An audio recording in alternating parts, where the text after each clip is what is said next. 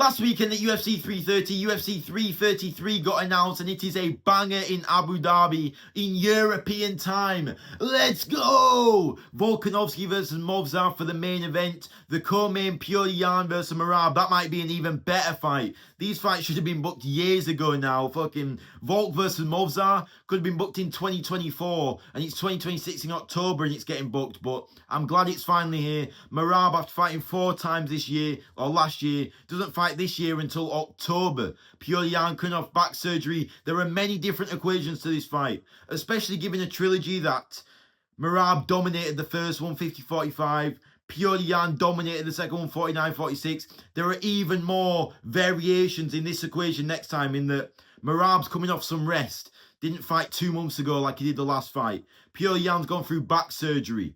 Merab needs nose surgery and hasn't done it, so his nose is going to be shaky for this fight. Many different equations going into this one. Lorna Kavanagh coming back against Temerov, who just got an amazing KO over Steve Erceg. That's going to be a banger at flyweight. Flyweight is producing nothing but bangers. Volkov versus Kuniev at heavyweight. Top contender clash. It seems like they are not going to give Volkov anywhere near a title shot. They're going to keep making him beat top contenders at heavyweight. It seems like they're not going to give him a heavyweight title shot in a long time. Some of that has to do with Tom's inactivity with the eye injury and Alex Pereira moving up to fill the vacant interim championship spot, or the interim championship spot to fight for the title. There's been a bit of delay up the division, which is maybe why we're getting a lot of guys at the top of the heavyweight division, which is honestly a good thing for heavyweight, to get a lot of guys deserving of high-ranked opportunities like Volkov is now, and him not getting the title shot. It speaks to how deep heavyweight is getting, so I am very excited for that fight. Arnold Allen versus Aaron Pico has been announced. Another featherweight striking banger.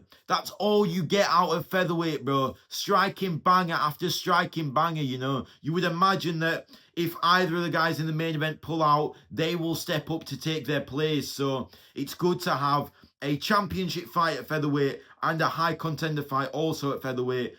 Great boxing from Pico. Maybe he'll try wrestle Arnold Allen. Arnold Allen's got elite kickboxing, so we'll see how it goes.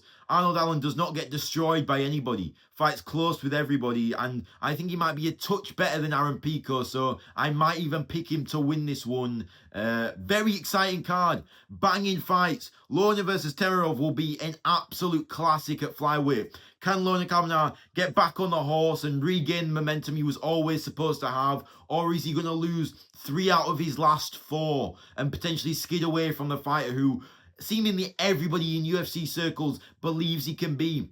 Everyone believes in this guy, from Ilia Topuria on Joe Rogan to every single UFC fan to the entirety of the UK. It seems like he's destined to be, at worst, a very top contender, but he's lost 2 in his last 3 now, and he's got no joke in his next opponent. One of the most dominant power punchers the flyweight division has to offer right now. Lorna's been finished in his 2 losses as well. Let's see how it goes. I believe in him. From a skill perspective, I feel like Lorna can get it done, but we'll see. Coming off a harsh loss, I like the quick turnaround. Sure, it was a slugfest against Brandon Royval, but got finished with a rear naked choke. It's not like he's faced a concussion, I don't think. He didn't face particularly damaging shots. He was the one giving out the damage to Brandon Royval. So a quick turnaround, get back on the horse, re-establish yourself as a top 10 guy in the flyweight division, and we can go from there. Azamat Murzakanov stepping back in the octagon after a loss to Paulo Costa. Dominic Reyes coming off the most boring win to Johnny Walker. Wow, that fight did not go how anyone thought it was going to go. This is a very dangerous fight for Dominic Reyes. Sure, Murzakanov is old and coming off his first professional loss. Let's see how that affects him. And Dominic Reyes has the abilities to hurt everybody, but that chin is waiting to go. It's been taken by a lot of people now, and Murzakanov was giving Paulo Costa chinny issues, so we'll see. Paulo Costa looked great at light heavyweight, and Murzakanov still held his own, took 1 round, gave him tough fought rounds in rounds 1 and rounds 3. I think more than likely he's going to chin Dominic Reyes. He chins a lot of guys at light heavyweight, and Murzakanov really is top level. I think lighter man skill took over in that fight against Paulo Costa, but we're going to see him flatline Dominic Reyes, probably inside 2 rounds. As for my very early predictions for the main and co-main, for the co-main, you've got Petr Yan and Merab. These guys, It's any given day to me. People seem to think that now that Pyotr Yan's coming off a dominant win against him, that it had to be the broken hand before, and that's the only explanation for it. I don't quite believe that. I think there are many. If he broke his hand, obviously that's a hard thing to fight through, especially against Merab. But Merab was coming off fights 2 months ago. 3 title defenses that year against the best of the best. Corey Sandhagen, O'Malley, and Umar all in that same year, and then tried to take Yan in December. That's an unprecedented run that is, in my opinion, seen him rise to the top 10 in UFC history. So he's going to have some time delays. He's coming off some rest, some well-needed rest. He said he's changed his approach a little bit. I'm sure he's still training hard as ever, but Pyotr Yan does pose unique threats to him. Pyotr Yan's body work is better than anyone else at bantamweight. That's going to cause Merab issues cardio-wise. Merab cardio kings everybody, but he's very weak, not very weak to the body, but he's been hurt to the body on multiple occasions, and that is an area in his fighting game that you can exploit. So we'll see how he covers that with Pyotr Yan. A lot of body kicks were ripping Merab up in that last fight. So we'll see how he adjusts, and we've seen that Pyotr Yan can not only stuff the takedowns, but get his own takedowns.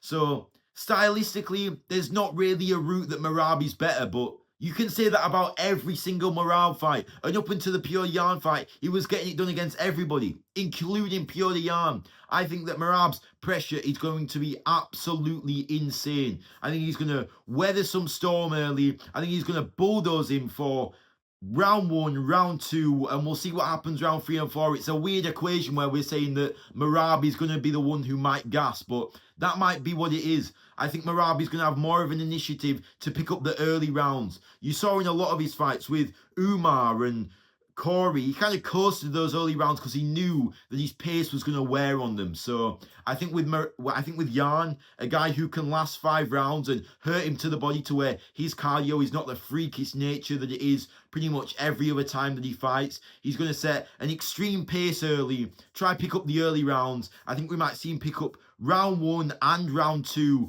and we'll see where we go from there. But obviously skills pay the bills, and Yan has elite skills for that division, elite skills all time in mixed martial arts as a whole. So you give him the advantage, especially coming off a dominant win, but there are certainly routes to victory. In my opinion, for all we'll talk about Merab's nose, and it's stupid that he hasn't got surgery, even if that meant him getting passed up one time to fight him next year. It's so dumb that he hasn't had surgery. But what's even more risky, in my opinion, is having back surgery and then going to fight Merab Dvalishvili. That doesn't make any sense. One guy who you don't want to jar your back in a fight, who's going to give you the most strain on your back, is Merab Dvalishvili. So we'll see how he defends those takedowns coming off of fucking back surgery. As for the main event, call me biased, but especially going off these guys' last 2 performances, or their last performance each, it's a mismatch. If Volkanovski is anything like Volkanovski that we've seen before, he's getting on now. He might be 38 years of age now, which is crazy that there are so many guys at the top of these divisions that are creeping up there in age. Justin Gaethje is a similar age. Carlos Ulberg, his first title opportunity and title run, he's 35. There are so many older guys at the top of the division, but Volk dominated Diego Lopez. That's Diego Lopez. Diego Lopez, in my opinion, beats everybody outside of Volkanovski at featherweight to this very moment in time. And he just wiped the floor with him, schooled him easily. The power threat was no power threat. Outclassed him for 5 rounds, had no problem on the feet or on the ground, took advantage of him everywhere. In my opinion, 2026 Movsar versus Diego Lopez cannot do that. This guy lost the opening 2 rounds to Lerone Murphy and had absolutely nothing for him. Well, in my opinion, some judges gave him the 2nd round or the 1st. I don't know. Absolutely not. Then, the facts are what the facts are. Movsar wins close fights time and time again. I'm not saying that he wouldn't have won that fight. He probably would have, and he could have. Point taken away. And Lerone Murphy jarred his back in that 3rd round. You saw it when it happened. Lerone Murphy took a clear injury in that 3rd round, and the fight changed from there. Lerone Murphy was getting you away from him to the point where you didn't even want to shoot takedowns, and just picking you apart on the feet. Not doing anything damaging, but clearly landing the tappy shots. If you can't take down Lerone Murphy in the opening rounds, and you'd had struggle in the 3rd round, and he's picking you apart on the feet. Volkanovski is going to absolutely destroy you.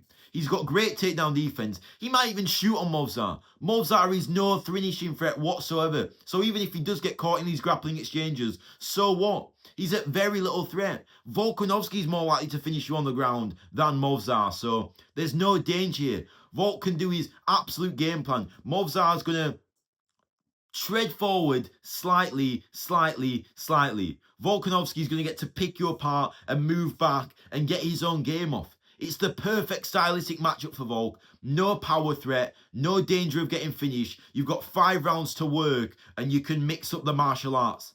That's the exact fight you'd pick for Volkanovski to display his brilliance. I'm going to go 50-45. This is my early prediction. I have a heavy hunch that this is going to be my final prediction. Volkanovski is going to school Movsar in a clear decision in the main event. Let me know what you guys think about this card. The main and co-main event are bangers. The whole main card is a banger, and there are some great fights on the prelims. Let me know who you've got. Please like and subscribe for more.